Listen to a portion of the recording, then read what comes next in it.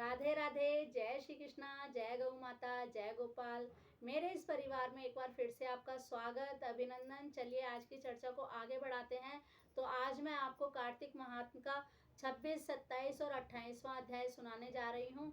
तो चलिए शुरुआत करते हैं। बोलिए कार्तिक महात्म की जय, तुलसा मैया की जय, सालिग्राम भगवान की जय, दामोदर भगवान की जय।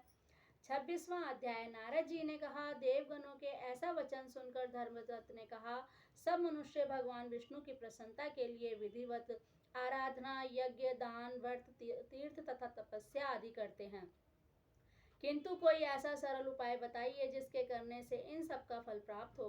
गणों ने कहा, हे द्विजश्रेष्ठ, आपका प्रश्न बड़ा ही श्रेष्ठ है। हम आपको भगवान विष्णु का शीघ्र प्रसन्न करने वाला उपाय बताते हैं। हम इतिहास सहित प्राचीन वृतांत सुनाते हैं, ध्यान से सुनिए। प्राचीन काल में कांचीपुरी में चोल नामक चक्रवर्ती राजा राज्य करता था। उसी के नाम पर उसके देश का नाम चोल पड़ा। राजा चोल ने राजा के राज्य में कोई प्राणी दरिद्र, दुखी, पापी व रोगी ना था। वह सब प्रकार के यज्ञ करने का प्रभाव था। ताम्रपर्णी नदी के दोनों किनारों पर सोने के यज्ञ स्तंभ शोभित थे। हे द्विजवर, एक दिन वह राजा भगवान विष्णु के पास जाकर भगवान विष्णु के पास गया। भगवान उस समय शेष शैया पर योग निद्रा के वश सो रहे थे। राजा ने उनकी मणियों, मोतियों और स्वर्ण के दिव्य फलों द्वारा पूजा की। वह साष्टांग प्रणाम करके भगवान के चरणों में बैठ गया। थोड़ी ही देर में राजा ने अपनी नगरी कांचीपुरी के ब्राह्मण विष्णुदास को वहां आते देखा। विष्णुदास भगवान की पूजा के लिए तुलसी दल और जल लिए हुए था। विष्णुदास ने वहां आकर भगवान को विष्णु सूक्त मंत्रों द्वारा स्नान करवाकर मंजरी तथा दलों से उनका विधिवत पूजन किया। विष्णुदास के चढ़ाए हुए दलों से राजा के चढ़ाए हुए मणि, मोती आदि स्वर्ण के फूल ढक गए। राजा यह देखकर बड़ा क्रोध से भर गया। ढोंगी मूर्ख, तूने मेरी चढ़ाई हुई मणियों, मोतियों व सोने के फूलों को तुलसी दल व अपने सादे फूलों से ढक दिया है। तू बेचारा भला भक्ति करना क्या जाने। राजा ने ऐसे कठिन और क्रोध से भरे हुए वचन बोले। तूने मेरे किए हुए विचित्र श्रृंगार को बिगाड़ दिया है।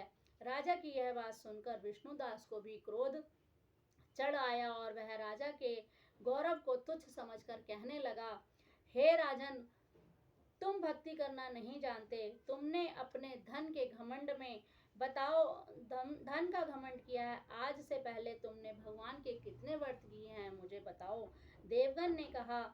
ब्राह्मण के ऐसे वचन सुनकर राजा ने घमंड में हंसकर कहा, हे विप्र, भगवान की भक्ति के अभिमान से यदि तू ऐसी बात कर रहा है तो मैं पूछता हूँ कि तुझ जैसे भिखमंगे ब्राह्मण से भगवान की भक्ति कितनी ही की है, क्योंकि तुमने आज तक भगवान की प्रसन्नता के लिए कुछ भी नहीं किया है। ना तो कोई मंदिर ही बनवाया है, ना तुमने इस प्रकार की भक्ति की है जैसा कि तुम कर रहे हो। क्या गर्व कर सकते हो।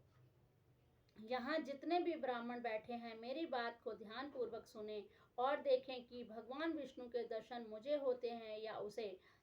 इसके बाद दोनों की भक्ति के संबंध में आप लोग जान लेंगे। देवगन ने कहा। ऐसा कहकर राजा अपने महल को चला गया और वहां जाकर उसने अपने पुरोहित मुद्गल को आचार्य बनाकर विष्णु यज्ञ आरंभ किया।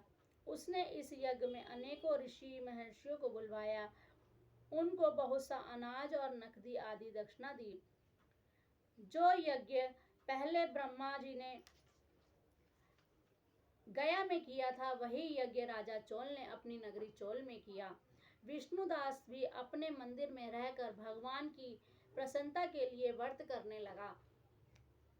उसने माघ तथा कार्तिक मास के व्रत किए। तुलसी के वन की और एकादशी को भगवान विष्णु के द्वादश अक्षर मंत्र से जाप किया। वह भगवान को प्रसन्न करने के लिए गीता गाता रहा, नित्य करता रहा, नित्य प्रति व्रत करता, भूमि पर सोता, हर समय भगवान विष्णु का स्मरण करता और सब प्राणियों में समदृष्टि से भगवान से ही देखता था। उसने भगवान को प्रसन्न करने के लिए माघ तथा कार्तिक के व्रत भी किए और उन व्रतों का नियम पालन भी किया और उद्यापन भी किया। और इस प्रकार राजा चोल भी विष्णुदास द्वारा दोनों की आराधना करते हुए बहुत दिन बीत गए। बोलिए तुलसा मैया की जय, सालिग्राम भगवान की जय, दामोदर भगवान की जय। 27वां अध्याय।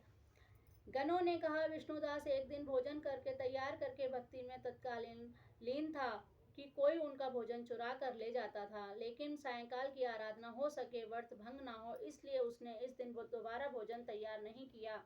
श्री नारद जी ने कहा, हे राजन, इस तरह लगातार 7 दिन तक कोई दूसरा भोजन चुराता रहा। यह सब हैरान करके सोचने लगा कि यह तो बड़ी विचित्र घटना है कि ना जाने कौन मेरे रोज बनाए हुए भोजन को चुरा कर ले जाता है। फिर भी इस देव स्थान को छोड़कर नहीं जाना चाहिए। अगर मैं भोजन बनाकर खा लेता हूँ तो देर हो जाएगी और पूजा छूट जाएगी। अतः मुझे भोजन बनाकर तुरंत नहीं खाना चाहिए। बिना भगवान को भोग लगाए वैष्णवों को भोजन नहीं करना चाहिए। अगर 7 दिन बिना भोजन किए बीत गए हैं तो आज का एक दिन और सही, आज मैं भली भांति भोजन की रक्षा करूंगा और देखूंगा कि रोज कौन मेरा भोजन चुरा कर ले जाता है। ऐसा सोचकर विष्णुदास भगवान की पूजा करके छिपकर भोजन के पास ही बैठ गया। उसने थोड़ी देर बाद देखा कि वहां पर एक चांडाल आया है जिसका शरीर अत्यंत दुर्बल है। उसके शरीर पर केवल चमड़ी ही चमड़ी दिखाई देती है। जब वह चांडाल भोजन चुराकर चल दिया तो विष्णु दास ने उसे पुकारा, हे भाई, यह रूखा भोजन क्यों ले जा रहे हो? थोड़ा घी लगाते जाओ, थोड़ा सा घी लेते जाओ। ऐसा कहकर वह विष्णु श्रेष्ठ ब्राह्मण आगे को बढ़ा। विष्णुदास को अपनी ओर आते देखकर चांडाल तेजी से दौड़ने लगा। वह ब्राह्मण से डर गया, लेकिन निर्बलता के कारण दौड़ नहीं पाया, अतः वह भूमि पर गिर गया और मूर्छित हो गया। चांडाल को मूर्छित देखकर विष्णुदास लपक कर उसकी ओर पहुंचा और उसने वस्त्र से उसे हवा करने लगा। और उसके बाद उसने जो कुछ देखा वह आश्चर्यचकित करने वाला था। उसने देखा कि उसके सम्मुख शंख, चक्र, गदा, पद्म, पीताम्बर आदि धारण किए हुए चतुर्भुजी रूप अलसी के फूल के समान छाती में कौस्तुभ माला से सुशोभित साक्षात श्री भगवान विष्णु खड़े हैं।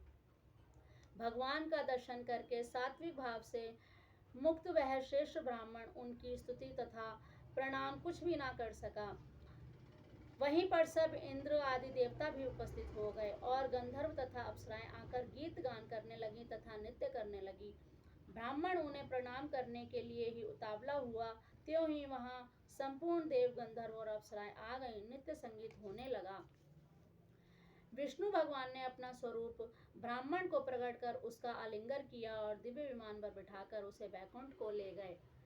दिव्य विमान में ब्राह्मण को विष्णु के साथ जाते हुए चोल राजा ने भी देखा और अपने गुरु आचार्य मुद्गल को कहा, मैंने जो यज्ञ आदि किए हैं वे सब व्यर्थ हो गए। जितनी दान दक्षिणा मैंने ब्राह्मणों को दी है वह सब असफल हुई। भगवान विष्णुदास को दर्शन देकर अपने साथ ले गए हैं। विष्णु भगवान के दर्शन मुझे नहीं हुए। विष्णुदास ने ब्राह्मण ने केवल श्रद्धा से ही भक्ति की। उसके प्रभाव से विष्णु भगवान ने आकर उसको दर्शन दिए, इसलिए भक्ति सर्वपरि है।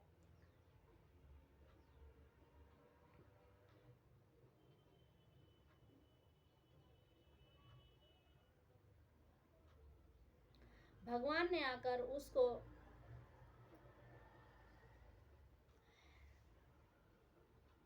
दिव्य विमान में ब्राह्मण को विष्णु के साथ जाते हुए चोल राजा ने देखा। उसने अपने गुरु आचार्य मुद्गल को कहा कि मैंने जो यज्ञ आदि किए वे सब व्यर्थ हुए। जितनी दान दक्षिणा मैंने ब्राह्मणों को दी है वह असफल हुई है। विष्णु भगवान के दर्शन मुझे नहीं हुए। विष्णुदास ब्राह्मण ने केवल श्रद्धा से भक्ति की, उसके प्रभाव से विष्णु भगवान ने आकर उसको दर्शन दिए, इसलिए भक्ति सर्वोपरि है। मुझे भगवान विष्णु के दर्शन के लिए राजकाज त्याग कर भक्ति करनी चाहिए। राजा के कोई पुत्र न होने के कारण उसने भांजे को राजगद्दी दे दी और अधिकारी बना दिया और आप विष्णु भगवान की भक्ति करने में लग गए। बहुत काल तक भक्ति करने के बाद श्री विष्णु ने दर्शन नहीं दिए तो वह अग्नि कुंड में कूद पड़ा। अग्नि में प्रकट होकर विष्णु भगवान ने राजा को गोदी में उठा लिया और कहा कि मैं तेरे त्याग और भक्ति से बहुत प्रसन्न हूँ। उसका आलिंगन करके उसको दिव्य विमान में अपने साथ बिठाकर बैकुंठ लोक में ले गए। भगवान विष्णु ने अपने समान रूप वाले ब्राह्मण को पुण्यशील और राजा चोल को सुशील नाम देकर अपना द्वारपाल बनाया। बोलिए कार्तिक महात्म की जय, तुलसा मैया की जय, सालिग्राम भगवान की जय। 28वां अध्याय।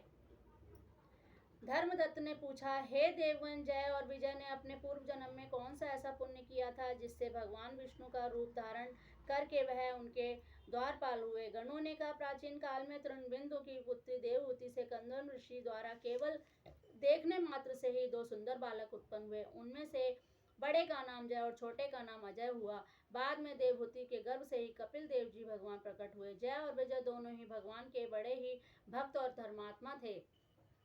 दोनों की नित्य प्रति अष्टाक्षर मंत्र का जाप करते थे और भगवान विष्णु का व्रत करते थे। भगवान भी इन दोनों भाइयों को उन पर अत्यंत प्रसन्न थे और नित्य पूजा के समय उनको दर्शन दिया करते थे। एक समय राजा के निमंत्रण पर देव ऋषि नारद गणों सहित राजा के यज्ञ में पधारे। उस यज्ञ में जय ने ब्रह्मा और अजय ने पुरोहित बनकर यज्ञ को संपूर्ण करवाया। यज्ञ की विधि पूर्वक समाप्ति हुई।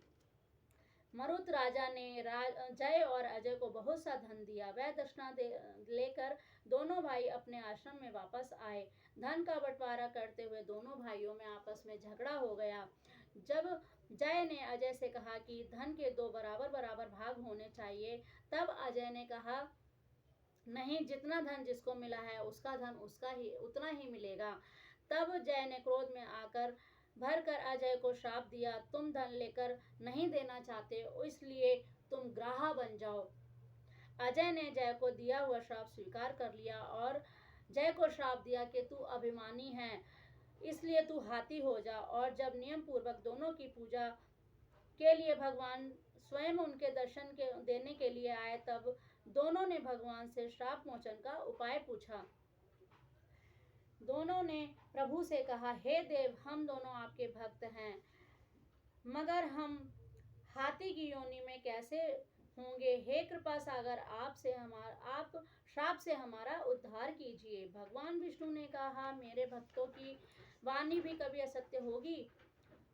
यमराज भी इसको अन्यथा नहीं कर सकते। पूर्व काल में मुझे भक्तराज प्रहलाद के कहने पर स्तंभ से प्रकट होकर आना पड़ा था और राजा अम्बरीश के कहने पर 10 अवतार लेने पड़े थे। अतएव तुम दोनों अपने श्रापों को भोग कर फिर से मेरे लोक को प्राप्त होगे। इतना कहकर भगवान विष्णु अंतर ध्यान हो गए। गणों ने कहा, तब वह दोनों गंडकी की नदी के किनारे मगर और हाथी हुए। जाति स्मरण रहने के कारण इस योनि में भी भगवान विष्णु का व्रत नियम पूर्वक किया करते थे। एक दिन कार्तिक की पूर्णमासी को वह हाथी स्नान के लिए गंडक की नदी में गया। तब पिछले जन्म का श्राप श्रवण करके मगर ने हाथी पकड़ लिया। मगर के पकड़े हुए हाथी ने भी भगवान विष्णु का स्मरण किया। फिर क्या था, तुरंत श्री हरि शंख चक्र गदा पद्मधारी भगवान ने अपने सुदर्शन चक्र से दोनों मगर और हाथी का उद्धार किया और उन दोनों को अपने जैसा रूप देकर भगवान उन्हें बैकुंठ में ले गए। उसी दिन से उस स्थान का नाम हरिक्षेत्र प्रसिद्ध है। चक्र के आगाज से वहां के पत्थरों में भी चक्र बने हुए हैं। वह दोनों ही जय और अजय नाम से आज तक संसार में प्रसिद्ध हैं। हे विप्र, आपने भगवान विष्णु के द्वारपालों के संबंध में जो प्रश्न किया था उसका विस्तृत उत्तर मैंने दे दिया है। इसलिए द्विज, तुम भी ईर्ष्या और द्वेष को त्याग कर नित्य भगवान विष्णु का व्रत करो। जगत के प्रत्येक जीव को समदृष्टि से देखो। तुला, मकर और मेष की संक्रांति में नित्य प्रातः स्नान किया करो।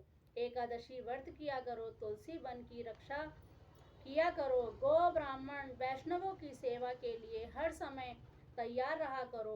व्रत करने वालों को मसूर, कांची, बैगन के साग का कदापि प्रयोग नहीं करना चाहिए।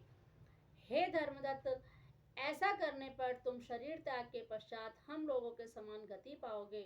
भगवान विष्णु को प्रसन्न करने वाला यह व्रत समान फल देने वाला तीर्थ, दान और यज्ञ दूसरा कोई नहीं है। हे विप्र, तुम धन्य हो, क्योंकि तुमने विष्णु भगवान को प्रसन्न करने वाला व्रत किया है और जिसका आधा फल तुमने इस कला को दिया है उसके फलस्वरूप यह कला वैकुंठ में जा रही है। नारद जी ने राजा पृथु से कहा, राजन, इस प्रकार धर्मदत्त को विष्णु भक्ति का उपदेश देकर कला को साथ लेकर विष्णु के पार्षद वैकुंठ को चले गए। धर्मदत्त भी उनके आदेशानुसार भगवान विष्णु के व्रत में तत्लीन हो गया और फिर जब उसका देहांत हुआ तो अपनी दोनों स्त्रियों के साथ विष्णु लोक को गया। हे राजन, जो कोई भी प्राचीन काल के इस इतिहास को सुनता या सुनाता है वह अंत में विष्णु लोक की प्राप्ति करता है, उसे विष्णु लोक प्राप्त होता है। बोलिए तुलसा मैया की जय, कार्तिक महात्मा की जय, सालिग्राम भगवान